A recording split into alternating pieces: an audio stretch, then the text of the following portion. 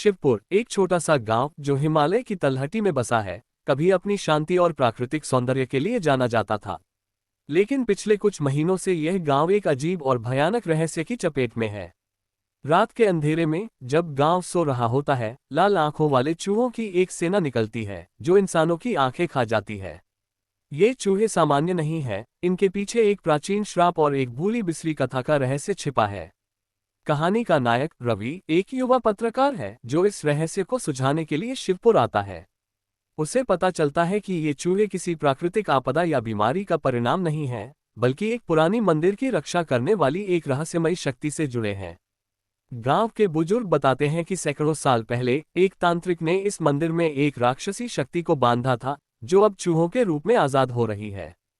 रवि अपनी दोस्त और पुरातत्वविद अनन्या और गांव के एक बुजुर्ग तांत्रिक बाबा शिवनाथ के साथ मिलकर इस श्राप को तोड़ने की कोशिश करता है। लेकिन जैसे जैसे वे सच्चाई के करीब पहुंचते हैं, चूहों की सेना और भी खतरनाक हो जाती है। कहानी में कई डरावने मोड़ आते हैं, जैसे कि रात में चूहों का हमला, गांव वालों का गायब होना और एक प्राचीन किताब जो इस श्राप का रहस्य खोलती है।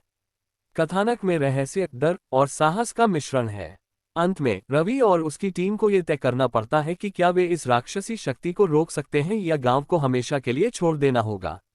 कहानी का अंत एक बड़े बलिदान के साथ होता है, जो पाठकों को सोचने पर मजबूर कर देता है। शिवपुर की रातें कभी शांत हुआ करती थीं। हिमालय की ठंडी हवाएं, चीड़ के पेड़ों की सुगंध और दूर से आती भोटिया कुत्तों की भौंकने की आवाजें, ये सब इस गांव की पहचान थीं। लेकिन अब सूरज ढलते ही गांव में सन्नाटा छा जाता था। लोग अपने घरों के दरवाजे और खिड़कियां बंद कर लेते थे, जैसे कोई अनदेखा खतरा रात के साथ आता हो। रवि शर्मा एक 28 साल का पत्रकार दिल्ली से शिवपुर पहुंचा था। उसका मकसद था एक अखबार के लिए इस गांव की अजीब घटनाओं पर एक स्टोरी लिखना। कुछ महीने पहले उसने एक खबर पढ़ी थी कि शिवपुर में लोग रात में गायब हो रहे हैं और जो बच रहे हैं उनकी आंखें खा ली जा रही हैं। ये खबर इतनी भयावह थी कि रवि को यकीन नहीं हुआ, लेकिन उसका पत्रकार मन उसे यहाँ खींच लाया। क्या सच में चूहे इंसानों की आंखें खा रहे हैं? रवि ने अपने दोस्त अनन्या को फोन पर पूछा था, जो एक पुरातत्वविद थी और पुरानी सभ्यताओं की खोज में माहिर थी। रवि, ये कोई सामान्य चूहे नहीं हो सकते, अनन्या ने जवाब दिया। मैंने कुछ पुरानी किताबों में पढ़ा है कि हिमालय के कुछ मंदिरों में तांत्रिक अनुष्ठान किए जाते थे, जिनमें जानवरों को माध्यम बनाया जाता था। शायद ये उसी का परिणाम हो। मैं तुम्हारे साथ चलूंगी। रवि और अनन्या ने एक पुराने जीप में शिवपुर की ओर रुख किया। रास्ते में घने जंगलों और खतरनाक मोड़ों से गुजरते हुए रवि को एक अजीब सा एहसास हुआ, जैसे कोई उन पर नजर रख रहा हो। अनन्या ने उसकी बेचैनी को भांप लिया। तुम ठीक हो? उसने पूछा। हाँ, बस ये जगह कुछ अजीब सी है, रवि ने जीप की खिड़की से बाहर देखते हुए कहा। शिवपुर पहुंचते ही उन्हें गांव की सुनसानी ने चौंका दिया। गांव का मुख्य चौराहा, जो कभी बच्चों की हंसी और दुकानों की रौनक से भरा रहता था, अब खामोश था। एक बूढ़ा व्यक्ति, जिसके चेहरे पर डर की लकीरें साफ दिख रही थीं, उनके पास आया। आप लोग यहां से चले जाए, उसने धीमी आवाज में कहा। रात को वो आते हैं, लाल आंखों वाले चूहे। कौन से चूहे? रवि ने उत्सुकता से पूछा। वो चूहे नहीं, शैतान है, बूढ़े ने कहा और बिना कुछ और कहे चला गया। अनन्या ने सुझाव दिया कि वे गांव के पुराने मंदिर जाएं, जिसके बारे में गांव वाले फुसफुसाते थे। मंदिर जंगल के बीच में था और उस तक पहुंचने का रास्ता कांटों और पत्थरों से भरा था।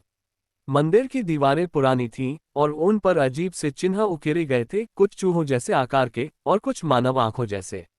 मंदिर के पुजारी बाबा शिवनाथ एक 80 साल के तांत्रिक थे। उनकी आंखें इतनी गहरी थीं कि उनमें सैकड़ों सालों का ज्ञान समाया हुआ लगता था। रवि ने उन्हें सारी बात बताई। ये कोई साधारण चूहे नहीं है, बाबा ने गंभीर स्वर में कहा। ये उस राक्षसी शक्ति का हिस्सा है जिसे सैकड़ों साल पहले एक तांत्रिक ने इस मंदिर में कैद किया था। उसने एक श्राप दिया था कि अगर मंदिर की रक्षा करने वाली मंत्र शक्ति कमजोर पड़ी तो ये चूहे आजाद हो जाएंगे। लेकिन ये आंखें क्यों खा रहे हैं? अनन्या ने पूछा। आंखें आत्मा का द्वार होती हैं, बाबा ने जवाब दिया। ये राक्षस आत्माओं को इकट्ठा कर रहा है ताकि वो और शक्तिशाली हो सके। उसी रात रवि और अनन्या ने गांव में रुकने का फैसला किया। उन्होंने एक पुराने सराय में कमरा लिया। आधी रात को रवि को एक अजीब सी खरखराहट सुनाई दी। उसने खिड़की की ओर देखा और अपने जीवन का सबसे भयानक दृश्य देखा। सैकड़ों चूहे, जिनकी आंखें लाल रंग में चमक रही थीं, दीवारों पर चढ़ रहे थे। उनकी चीखें ऐसी थीं जैसे कोई इंसान चिल्ला रहा हो। अनन्या ने चिल्लाकर रवि को जगाया। हमें यहाँ से निकलना होगा।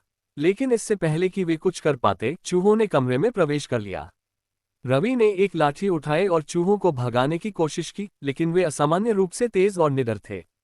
अनन्या ने अपने बैग से एक पुरानी किताब निकाली जो उसने मंदिर से ली थी। उसने एक मंत्र पढ़ना शुरू किया और अचानक चूहे पीछे हटने लगे। ये मंत्र काम कर रहा है, अनन्या ने कहा, लेकिन ये सिर्फ अस्थायी है। हमें इस श्राप को पूरी तरह से तोड़ना होगा।